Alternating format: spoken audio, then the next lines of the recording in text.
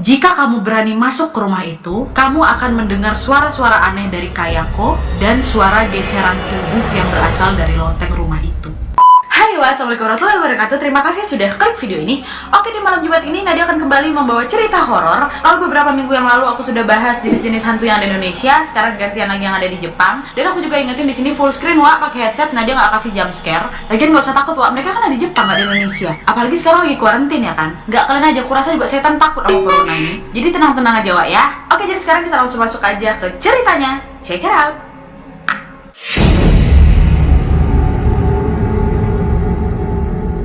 Yang pertama, hantu Kuchisake Onna. Kuchisake Onna adalah sejenis siluman dalam mitologi dan urban legend Jepang yang berwujud seorang wanita bermulut robek. Dalam legenda urban legend Jepang, hantu ini menutupi wajahnya dengan masker operasi dan dia juga sering muncul di jalan-jalan yang sepi. Dan hal yang sering dia lakukan adalah dia selalu bertanya kepada siapapun yang dia jumpai dengan pertanyaan, "Apakah aku cantik?" Nah, kalau orang yang ditanya itu ketakutan atau nggak mau jawab, Wak, dia ini akan memperlihatkan wujud aslinya dan akan membunuh orang itu. Bahkan ya, pada akhir 1970-an di Jepang, beberapa sekolah di sana menyarankan setiap siswanya kalau mau balik harus ada kawan atau berkelompok, supaya mereka selamat sampai ke rumah masing-masing. Jadi nggak dianggap kaleng-kaleng kabar ini, Wak. Nah, dalam legendanya, Kuchisake Onna ini dulunya adalah seorang wanita muda yang hidup pada zaman Heian. Kemungkinan dia ini adalah seorang istri atau dari seorang prajurit, di mana dia ini dikaruniai wajah yang sangat cantik tapi sombong. Dan buruknya lagi, dia ini suka selingkuh di belakang suaminya, Wak. Nah, karena suaminya ini merasa sangat cemburu dan merasa dikhianati, akhirnya diseranglah dia, Wak, dengan cara membelah mulutnya dari ujung bibir sampai ke telinga. Dan waktu lagi nyayat itu, Wak, suaminya bilang, "Sekarang siapa yang mau bilang aku cantik lagi, ha?" Gitu. Tapi ada beberapa versi nih, Wak. Dalam versi legenda urban, Kuchisake tolong, Kuchisake Onna ini adalah seorang wanita yang gagal saat operasi plastik. Konon katanya dokter yang mengoperasi mukanya itu memakai pomade atau minyak rambut dengan bau yang sangat menusuk. Nah, waktu lagi operasi, saking baunya si dokter ini nggak bisa konsentrasi, Wak. Karena nggak konsentrasi, nggak sengaja dokter ini motong bibir dia dari sini sampai ke kuping. Alah, kata dokter, kepotong. Ya udah, waktu udah selesai operasi, marahlah wanita ini sama si dokter ini kan. Kesal dia, histeris, marah, dibunuhnya dokter itu, Wak. Nah, karena dia membabi buta membunuh dokter itu, banyak masyarakat yang juga membabi buta membunuh dia. Jadi kayak main hakim sendiri gitu. Akhirnya meninggal jadi hantu penasaran lah dia. Tapi banyak juga versi dari Kuchisake Onna ini. Ada yang bilang dia ini wanita dari korban kecelakaan yang mengakibatkan mukanya rusak. Ada juga yang mengatakan kalau dia ini adalah seorang wanita yang mengalami gangguan jiwa, terus ya udah dia robek aja gitu bibirnya. Dan ada juga yang mengatakan kalau si cewek ini adalah korban pemerkosaan, di mana si pemerkosanya ngerobek dikit mulutnya, terus cewek ini saking depresinya dilanjutinnya ngerobek tuh, Wak, saking udah gila. Terus ada juga yang bilang kalau Kuchisake Onna ini adalah seorang wanita yang leluhurnya memperoleh uang haram dengan menyembah siluman anjing, dan kalau mereka meninggal mereka akan menjadi siluman. Nah, jadi memang ada beberapa versi tuh. Tapi versi yang paling sangat dipercaya adalah yang cerita pertama tadi, yang dia ini berasal dari cewek cantik tapi sombong, terus dia selingkuh belakang lakinya, ya udah disayat lah itu sama lakinya. Nah, katanya, Wak, Kuchisake Onna ini secara penampilan dia tidak menyeramkan, kayak cewek biasa, tapi memang pakai masker operasi. Karena bagian seramnya cuma bagian situ kan, ditutup lah sama dia. Dia ini kan suka berkunjung ke tempat-tempat sepi tuh, keliaran dia di situ-situ kan. Nanti kalau udah ketemu orang, dia bakal nanya tuh, masih pakai masker, "Hai, kok hai? Weh, kok weh?" Ya anggaplah kayak gitu ya. "Aku cantik nggak?" Kata dia gitu. Nah, nanti karena dia masih pakai masker kan belum kelihatan tuh jeleknya. Sekalipun kita udah jawab, "Iya, Wak, iya weh, kok cantik." Nanti nggak sampai di situ aja, nggak pergi dia. Dibukanya maskernya, Wak. Set. Dia nanya lagi. Bahkan bila seperti ini. Nah, nanti kalau dia orang bilang enggak, Wak, itulah dikejar, dibunuh sama dia. Nah, biasanya dia ini selalu membunuh korban ini pakai golok, pakai sabit, pakai pedang kayak gitu sampai mati. Nah, tapi kalau mereka melihat wajah asli Kuchisake ini ketika dibuka masker, mereka bilang, "Iya, kok tetap cantik." Senang dia nanti, Wak, dibebaskan ya orang itu. Tapi kadang nggak konsisten si Kochi ini. Walaupun udah dibilang cantik tuh, Wak, dibebaskan ya, tapi habis itu diikutin ya orang ini sampai rumah, terus dibunuhnya orang itu di depan rumahnya, Wak. Kesal gak kalian? Dan kalau korbannya ini wanita, dia akan melakukan hal yang sama seperti yang dia alaminya ke korbannya itu. Dirobeknya juga nih bibir korbannya, sama kayak dia. Tapi kalau anak-anak, kalian tahu dia apa ini? Dimakannya. Sempat juga ada legenda urban yang sangat populer di tahun 1970-an itu yang mengatakan bahwa apabila kau didatangi sama si Koci ini, terus dia nanya aku cantik apa enggak, jawabnya biasa aja. Cantik enggak aku? Biasa aja. Dibuka masker, cantik enggak aku? Biasa aja. Gertak dia sedikit, Wak. Jawab sekali kok yang ngeyel. Katanya kalau kayak gitu dia bakal dibebasin juga. Sementara versi di tahun 2000-an mengatakan, kalau misalnya kau didatangin sama si Koci, terus dia nanya aku cantik apa enggak, jawabnya lumayan. Nah, kalau misalnya mereka ngomong lumayan, si Koci ini bingung, Wak. Dia bakal lumayan. Sebentar. Dia bakal berpikir bentar tuh. Terus di saat dia berpikir itulah celah untuk korban melarikan diri. Enggak itu aja, Wak. Makin pintar nih orang-orang ini. Waktu misalnya ditanya masih Koci, aku cantik apa enggak? Balekin lagi pertanyaan itu. Aku cantik juga enggak? Nanti bingung juga si Koci ini, Wak. Kok aku nanya kau, kok nanya balik? Terus aku nanya sama siapa? Nanti dia bingung, bukan orang yang kabur, Wak. Dia yang pergi. Males dia ngejawab pertanyaan orang itu. Apa? Si Kuci dia. Dan ada juga cara lain yang dipercaya bisa lolos dari terornya si Kuchi Sake Onna ini. Caranya dengan menawarkan permen keras berwarna kuning, karena si Kuchi ini suka permen itu, Wak. Nanti dia sibuk makan permen itu, dah kabur dia pergi. Terus ada lagi nih, kalau kalian disamperin sama si Kuchi, ngomong 3 kali kata yang paling dia takuti, Wak, apa? Pomet. Sebut aja. Datang dia kan, aku cantik apa enggak? Pomet, pomet, pomet. Nah, takut dia itu, Wak. Nanti kabur dia. Karena memang hal itu yang sangat dia takuti. Untuk versi yang mengatakan kalau si Kuci ini berasal dari wanita gagal operasi gara-gara pomet. Aku mau ketawa, nanti disamperin. Coy, enggak. Dia kan jauh di Jepang, ya kan? Nggak bisa datang kuarantin, sorry, di rumah aja. Nah, dari cerita si Kuci ini, Wak, kononnya juga ketika berada di asrama laki-laki ataupun perempuan, mereka tidak dibenarkan pergi ke toilet di malam hari. Karena biasanya si Kuci Sake ini suka menjebak korban-korbannya ini dengan memanggil nama mereka di malam hari ketika mereka mau berjalan ke toilet. Nah, dari situ dijebak, ditanya nggak bisa lari, mati nanti anak-anak itu. Dan juga katanya si Kuchi Sake Onna ini kalau dia lagi ada di sekolah tuh, Wak, dia suka mengincar pembuli. Karena dia ini juga katanya dulu waktu masa muda suka dibully sama kawannya, Wak. Tapi dibunuhnya beda, nggak diirisnya mulut si pembuli ini, digoroknya. Ini jangan gara-gara dengar cerita Kuchi Sake ini kalian tengok di jalan cewek rambut panjang pakai masker kalian pikir Kuchi Sake ya, Wak. Enggak, bukan. Itu orang lagi antisipasi. Padahal mungkin waktu itu memang dia tuh mau nanya dia ini cantik apa enggak, mau ketemu sama gebetannya. Kabur pula kalian pikir dia Kuchi Sake. Jangan ya, Wak ya. Enggak, dia jauh dari Jepang, enggak kan Indonesia. Oke, jadi itu tadi sedikit cerita dari Kuchi Sake Onna ini. Gimana menurut kalian? Versi mana yang kalian percayai? Bisa komen di bawah. Next.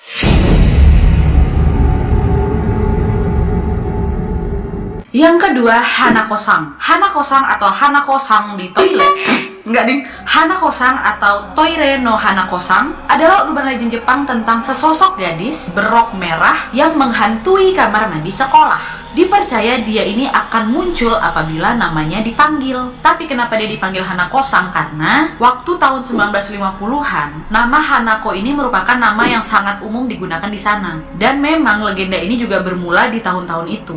Legenda Hanako-san ini sangat terkenal di Jepang dan tersebar secara luas sehingga memiliki berbagai versi. Ada versi yang mengatakan kalau si Hanako ini adalah korban Perang Dunia Kedua dan tewas pada saat dia berada di toilet. Ada juga versi yang lain mengatakan kalau si Hanako ini adalah korban bully dan akhirnya memutuskan untuk bunuh diri di toilet sekolahnya. Satu sekolah di daerah Fukushima mengatakan kalau hantu Hanako ini berasal dari seorang siswi yang terjatuh dari jendela perpustakaan, tapi rohnya menetap dan bersembunyi di toilet sekolah. Pemanggilan Hanako-san ini sering dilakukan oleh anak-anak yang ada di sekolah sebagai ritual pembuktian keberanian, kayak uji nyali gitulah. Atau juga hal ini sering digunakan untuk metode perpeloncoan murid-murid baru. Sama kayak kita juga kan, untuk membuktikan keberanian rame-rame main jelangkung, main oija, atau kalau di luar tuh mereka Bloody Mary, kayak gitu. Di Jepang juga ada nih Hanako-san. Nah, caranya, Wak, Hanako-san ini dipanggil dengan mengetuk pintu kamar mandi perempuan sebanyak 3 kali sambil bertanya, "Apakah kamu di sini, Hanako-san?" Dan dipercaya akan ada jawaban misterius yang berasal dari dalam kamar mandi itu menjawab, "Aku di sini." Tapi kalau misalnya dengar suara si Hanako, jangan berani-beraninya kalian buka pintu. Karena kalau kalian buka pintu, si Hanako ini bakal narik kalian ke dalam kamar mandi terus dikuncinya. Tapi, Wak, katanya nggak di semua toilet nih bisa dilakukan ritualnya si Hanako. Hanya di toilet nomor 3 yang berada di lantai 3 lah tempat yang tepat untuk memanggil si Hanako. Dan konon katanya untuk menangkal serangan si Hanako, anak-anak di sekolah itu harus membawa nilai ujian yang bagus. Kenapa? Karena dipercaya kalau semasa hidupnya si Hanako ini punya nilai rapor yang jelek, Wak. Jadi kalau misalnya dia lihat nilai bagus, Wak, dia takut, kabur dia. Apanya si Hanako ini? Maunya kok tuh termotivasi gitu nengok kawanmu nilainya bagus. Kok ya malah kabur? Kayak Nobita dia ini. Kalau aku jadi si Hanako, terus dikasih nilai bagus, ku koyak ya depan orang itu. Nangis aku. Yang ketiga,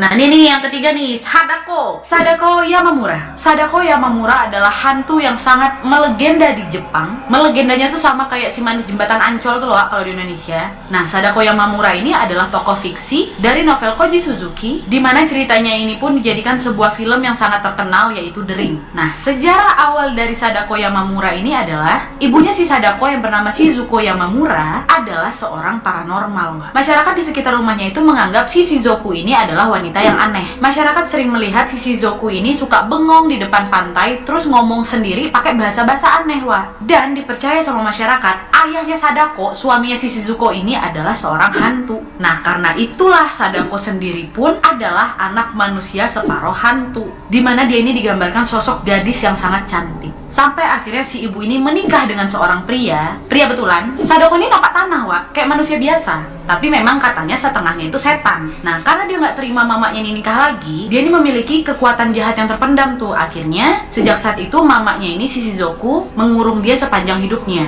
Nah, waktu mamanya lagi nggak ada di rumah, bapak tirinya ini memukul Sadako dan memperkosanya, wah. Setelah diperkosa pun masih tetap dipukul sampai Sadako ini pingsan. Udahnya bapak tirinya ini mikir dia udah mati. Diangkut ya badan si Sadako, dibuangnya lah itu ke sumur. Tapi ternyata Sadako masih hidup. Karena dia terjebak di dalam sumur itu, akhirnya Sadako pun mati karena kelaparan, wah. Udahlah dia ini memang pada dasarnya nggak suka sama bapak tirinya, ditambah kayak gini makin ngamuk lah Sadako ya kan. Akhirnya sejak saat itu Sadako Yamamura kemudian sering berkeliaran untuk menebar kutukan dan membalas dendam.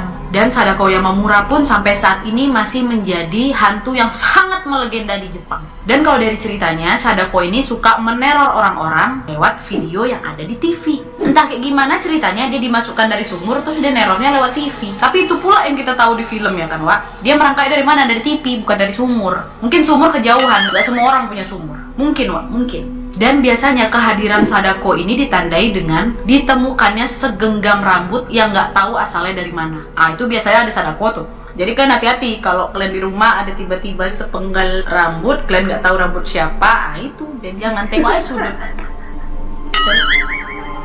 Oke, hantu selanjutnya.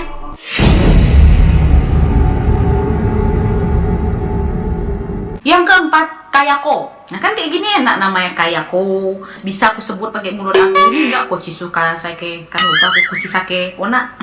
Ona. Kalau kalian udah pernah nonton film Ju-on, pasti sudah sangat familiar dengan Kayako ini. Nah jadi wak, katanya hantu Kayako ini memang berasal dari kisah nyata, di mana dia ini merupakan seorang wanita yang menjadi korban pembunuhan oleh suaminya. Dan dikatakan juga setelah kematiannya ini, jiwanya ini tidak tenang dan menjadi hantu penasaran untuk membalas dendam. Ketika si Kayako ini masih kecil, kedua orang tuanya memang tidak memperdulikannya, sehingga dirinya ini tumbuh menjadi anak yang depresi dan kesepian. Di sekolah pun dia tidak memiliki teman, dan banyak teman-temannya ini yang menganggap dirinya aneh, dan juga dia ini merupakan korban pembulian. Saat si Kayako dewasa, dia menikah dengan seorang laki-laki bernama Taeko Saeki, di mana rumah tempat dia bergentayangan ini juga dikenal di Jepang dengan sebutan Saeki House. Pada saat itu Kayako menyukai si Taeko ini karena Taeko lah satu-satunya orang yang selalu memberikan dia perhatian. Mereka hidup bahagia bersama dan akhirnya memperoleh seorang anak bernama Toshio. Suatu hari suaminya ini mengecek tempat-tempat penyimpanan di kamar mereka dan menemukan buku hariannya si Kayako. Ketika sang suami membaca buku hariannya, Taeko menganggap Kayako ini tidak jujur selama ini dengan dia.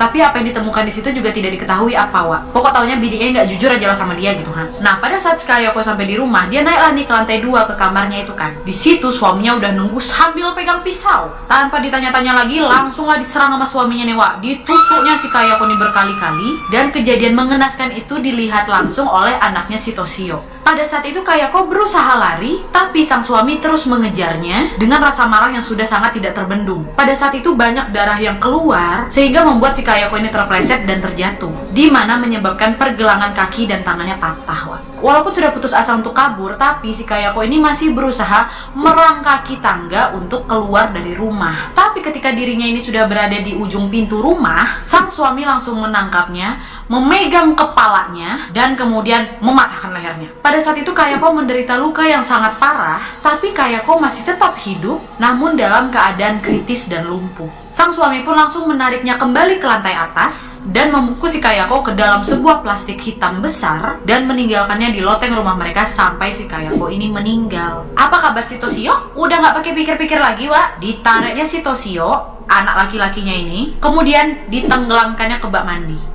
Nah, karena kematiannya yang sangat kejam dan tersiksa, Kayako diyakini oleh sejumlah masyarakat di sana menjadi hantu yang penasaran. Dan menurut kisah rakyat di sana, setelah kejadian itu pun, sang suami atau pelaku pembunuhan ini langsung bunuh diri. Nah, setelah kejadian tersebut, Saiki House ini dipercaya dihantui oleh sosok Kayako dengan wujud rambut yang sangat panjang dan juga selalu ditemani oleh anaknya Toshio. Banyak juga masyarakat di sana mengatakan, jika kamu berani masuk ke rumah itu, kamu akan mendengar suara-suara aneh dari Kayako dan suara geseran tubuh yang berasal dari loteng rumah itu. Banyak juga rumor yang mengatakan bahwa siapapun yang masuk ke rumah itu akan mati dibunuh sama si Kayako. Nah, biasanya sebelum si Kayako ini muncul, akan diawali dengan kemunculan anaknya yaitu si Toshio yang ditandai dengan suara kucing.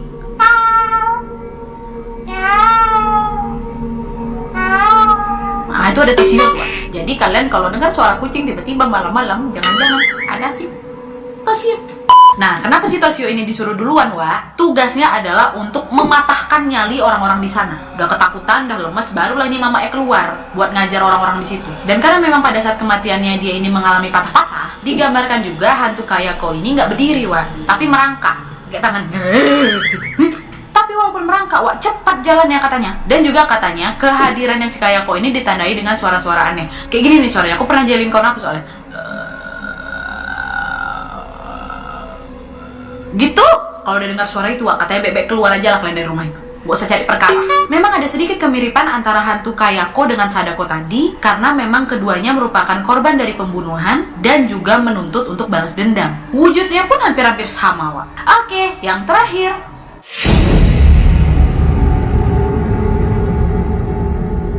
Yang terakhir, Hikiko. Hikiko, Achiku. Hikiko ini adalah hantu gadis cilik yang digambarkan selalu menyeret bonekanya, yang konon apabila didekati, boneka itu akan berubah menjadi mayat. Setelah kematiannya, Hikiko ini selalu bergentayangan untuk menakuti teman-teman sekolahnya. Menurut catatan yang beredar di Jepang, dulunya si Hikiko ini merupakan seorang gadis yang semasa hidupnya selalu disiksa, ditindas oleh orang tuanya dan teman-temannya di sekolah, Wak. Penyiksaan pada dirinya inilah yang membuat si Hikiko ini cacat, lalu tewas dengan keadaan yang mengenaskan. Setelah itu Hikiko susah juga ya. Setelah itu Hikiko lebih enaknya gitu.